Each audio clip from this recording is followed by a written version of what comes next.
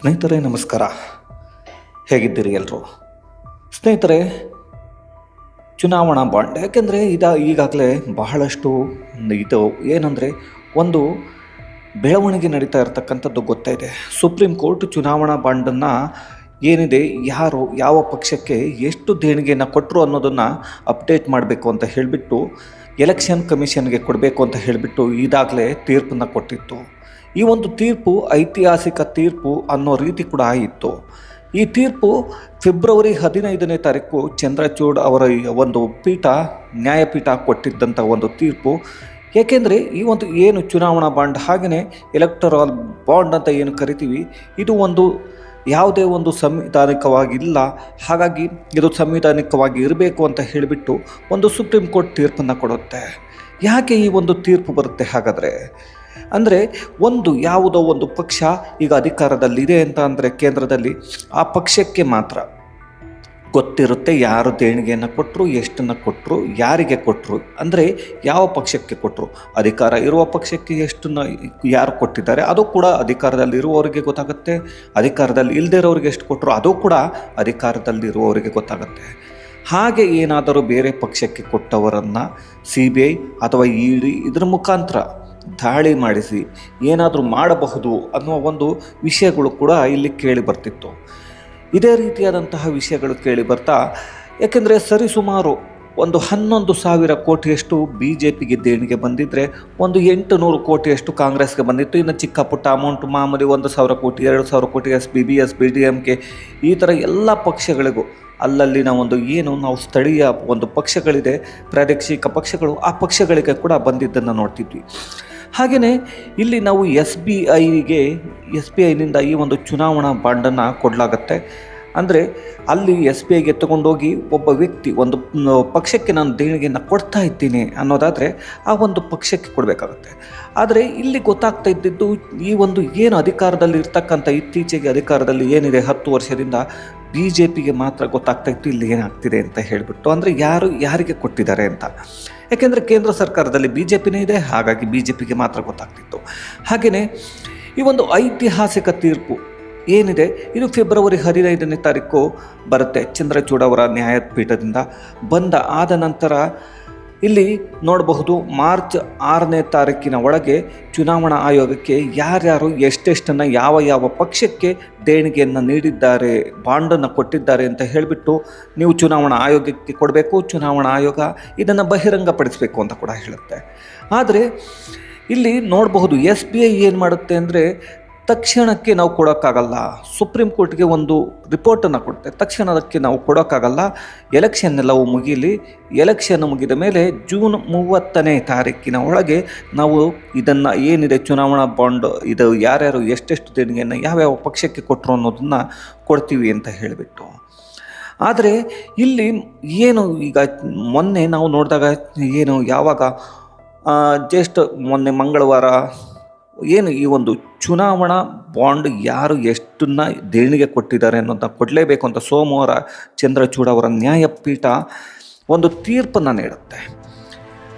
ನೀವು ಹೇಳಿದ ಹಾಗೆ ನಾವು ಕೊಡೋದಕ್ಕಾಗಲ್ಲ, ನೀವು ಕೊಡಲಿಲ್ಲವಾದರೆ ಇದು ಯಾರು ಎಷ್ಟು ದೇಣಿಗೆಯನ್ನು ಕೊಟ್ಟಿದ್ದಾರೆ ಅಂತ ನೀವು ಒಂದು ನ್ಯಾಯಾಂಗ ಉಲ್ಲಂಘನೆಯನ್ನು ಮಾಡಿದ್ದೀರಿ ಅಂತ ಹೇಳಿಬಿಟ್ಟು ನಿಮ್ಮ ಮೇಲೇ ಕೇಸ್ ಹಾಕಬೇಕಾಗತ್ತೆ ಅಂತ ಹೇಳಿಬಿಟ್ಟು ಈ ಒಂದು ನ್ಯಾಯಪೀಠ ಹೇಳುತ್ತೆ.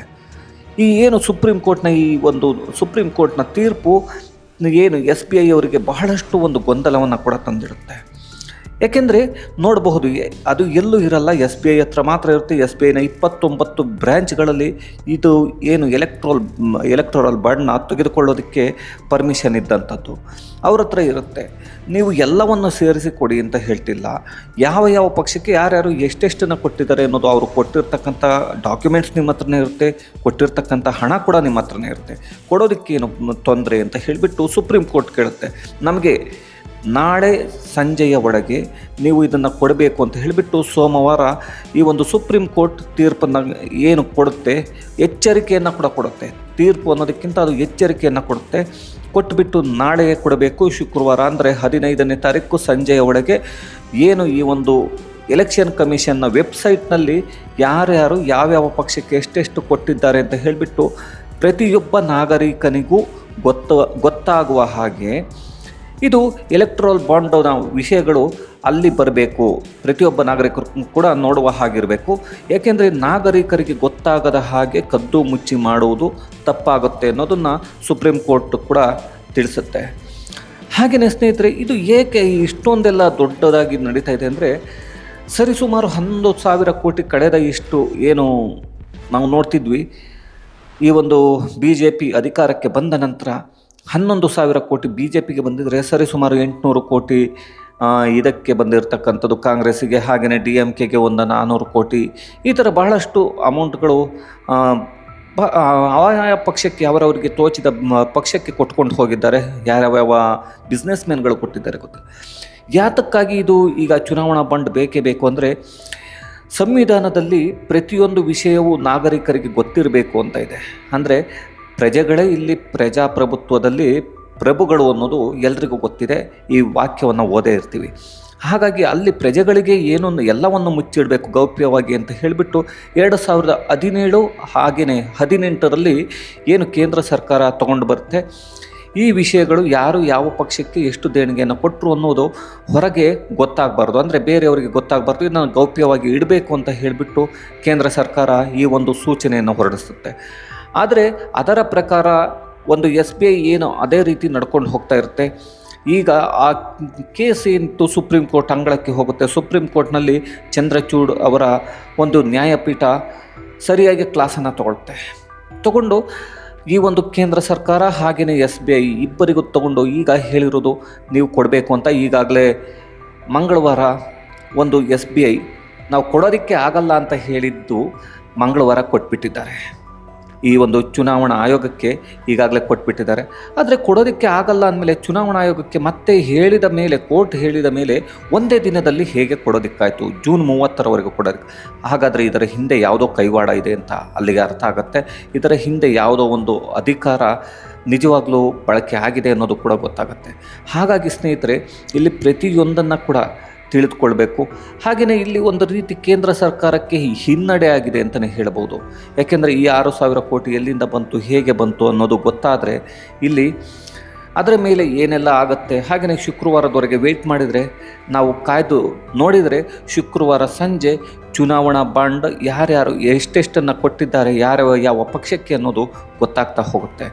ಹಾಗಾಗಿ ಇದು ಒಂದು ಮಹತ್ವದ ತೀರ್ಪು ಅಂತಲೇ ಹೇಳ್ಬೋದು. ಐತಿಹಾಸಿಕ ತೀರ್ಪು ಇದು ಒಂದು ನಮ್ಮ ನ್ಯಾಯಾಂಗದಲ್ಲಿ ಅಂತಲೇ ಕೂಡ ಹೇಳ್ಬೋದು.